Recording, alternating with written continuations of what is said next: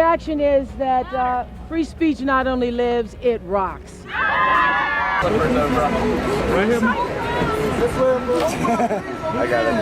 Joe Biden and Kamala Harris will be the next president and vice president of the United States. I feel that everybody who's concerned about me now going, as I'm doing the Ellen DeGeneres show. I couldn't have gotten through this. This has been a very difficult and stressful time. Oprah this way! Right here. We love you, Oprah. We love you, Oprah. Okay, here we go.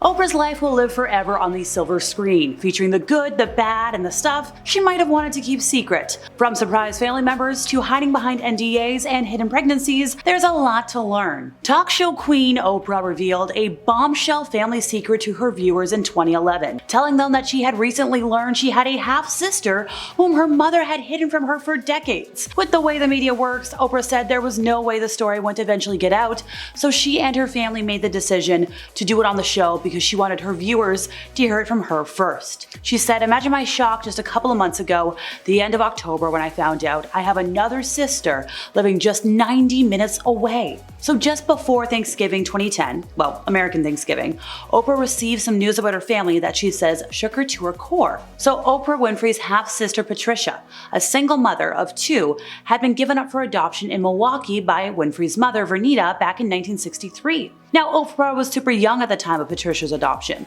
She was living with her father in Nashville. She had no idea her mother was even pregnant. So Patricia was born on April 26th, and from the moment she came into the world, her life was far from easy. She was put up for adoption at birth, and apparently she was left in the hospital for about a month. And then for the next 7 years of her life, she bounced around from one foster home to another before finally being adopted. And all that time, she longed to be reunited with her mother. She had some disbelief that she didn't mean to put me up for adoption. She would just always wish that her mother was going to come back and get her, said Patricia. Then as she got older, she knew that wasn't going to happen. When Patricia was 17, she gave birth to a daughter, Aquarius. 6 years later, she had a son, Andre, and mentioned that her whole goal was she wanted her offspring to, be able to look at her, to see her, to be with them. She spent the next 30 years raising her descendants on her own.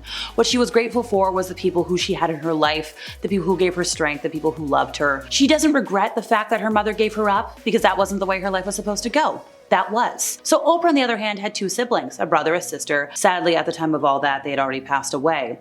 And Vernon, Oprah's father, is not Patricia's father, by the way. So Oprah said on her show, for the most part, her life has been an open book. On her show, she's seen everything. She thought nothing could surprise her anymore. But she was wrong. She described learning about her half-sister as news that shook her to her core. It left her speechless. Now, Patricia said she first discovered her link to the media mogul in 2007 after a lot of years of searching for her mother. And after her mother refused to meet with her, Patricia, who was on the phone with her son Andre, happened to overhear a local news report about Oprah's mom, who was giving new details about her other offspring. Her mother said that two of them had passed away, and Patricia knew from her records that she had two siblings who had passed away, and she heard that one was named Patricia, one was named Jeffrey. And this Patricia was like, oh my gosh, the hairs on the back of my neck stood up because I knew that one of my siblings and I shared the same name. And she said, no, that can't be. But it was.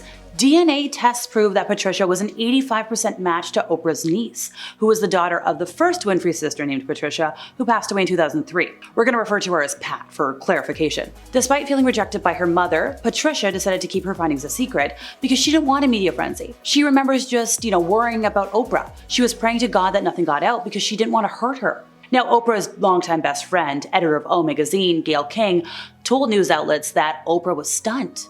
Particularly that the sister she never knew showed so much loyalty. Gayle said, here's a woman who legitimately had a story to sell and didn't. She was just trying to find her mother. Oprah, of course, just turned out to be a bonus. So on Thanksgiving Day, Oprah and her partner Stedman drove to Milwaukee to meet Patricia and Patricia's family for the first time. And since meeting her half-sister and her new niece and nephew, Oprah said she had come to admire their character. And she said what was so remarkable to her about this, and what made her cry, was just because since she had been a person in the public eye, there had only been a few times that she had been anywhere and not been sold out. There were very few times in her life where like she could bring somebody in new and not have that person in some way betray you or use you or take advantage of you. Look, Patricia had tried and tried again to get responses from anybody in that family, and she never once thought to go to the press. She never once thought to sell the story. And when Oprah heard that about her, she said regardless if it's true or not true, she had to meet Patricia because she wanted to meet somebody who had that kind of character. So she thanked her. So a few weeks after the whole DNA test got done, Patricia finally did meet her birth mother, Vernita, for the first time. And she said she just kept looking at her going, I don't know if I look like you or not. She just kept trying to find herself in her. But there's no questioning how much Patricia looks like her half-sister Pat. Now, Pat's daughter Alicia says that meeting Patricia was one of the best gifts she ever could have gotten. Krishanda, Pat's other daughter, first heard about Patricia from Alicia, who then sent her a photo of their newfound aunt. And Krishanda said that when she saw the picture, she just knew it was true. Before even the DNA test, she just knew. And for Krishanda, getting to know Patricia was an emotional process. She said that she knew she had her own personality, her own gifts, but for her, it was a constant reminder of the goodness that Pat represented and personified. Pat had a lot of demons that prevented her from being her best self, and the whole family knew about that, but they feel like Pat speaks on through Patricia. And Oprah did agree that this was closure for her sister who had passed away. But this wasn't Oprah's only epiphany. Turns out when Oprah was younger, she had become pregnant, and that was her big secret. She'd been harmed before that, she became pregnant way too young, and then she was sent to live with her father. And her sister, Pat, went to the tabloids and sold that story. And that caused a big rift between Oprah and Pat because, well, being sold to the tabloids. So when Oprah had left the home of her mother the other day, when she had met Patricia, she realized all of this was a gift to her. Because Pat going to the tabloids telling Oprah's secret was a gift in a way because it released Oprah from the shame that her mother still carries, from her mother refusing to meet with Patricia.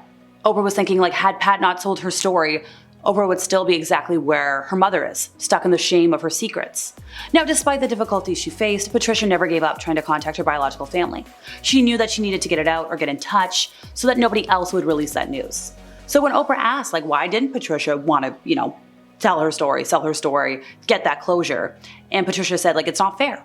Number one, because it's family business, and family business needs to be handled by family. And when Oprah replied that, well, now it's out there, Patricia said, yes, but it was handled by family. It shouldn't be handled by anybody else. That wasn't fair, and it wouldn't be fair to Oprah. So Oprah has other secrets as well. She's a big fan of NDAs. But here's the thing, confidentiality agreements are not uncommon in the world of Hollywood. Marvel is very well known for this. Like, if you leak something, we're looking at you, Tom Holland, you're in trouble. Everybody's got to sign one. We're talking like if Tom Cruise was on the show, he had to sign one. If you made something for Tom, or if you were one of Tom's entourage, you had to sign one. I think over like 500 staff members over the years have had to sign an NDA to work with Oprah. One former employee, Elizabeth Cody, tried to write a book about her time working for Oprah, but was stopped by the courts because she was tied to that lovely NDA. Because these non-disclosures weren't just meant to keep show secrets safe. This was also for Oprah's personal, privacy, which, like, I get it. According to Elizabeth, anybody in Oprah's life had to sign one of these. But Elizabeth felt kind of, muzzled by all of this. And she's not the only one. In 2010, Unicus Performance Training filed a lawsuit against Oprah and her company Harpo, claiming they never got paid for a workout program they were developing for the company. UPT alleges that Harpo fired them for violating the terms of their confidentiality agreement. Why? And how? Well, UPT sent out a mass email. They were promoting their upcoming appearance on Oprah's radio show, and according to the confidentiality agreement, they weren't supposed to do that. They weren't allowed to use the name of the company, Oprah's name, Oprah's website name, anything for advertising or for promotional purposes, unless of course they wanted to get fired, even though they were just promoting their appearance on her show. Well, that's all folks. See ya!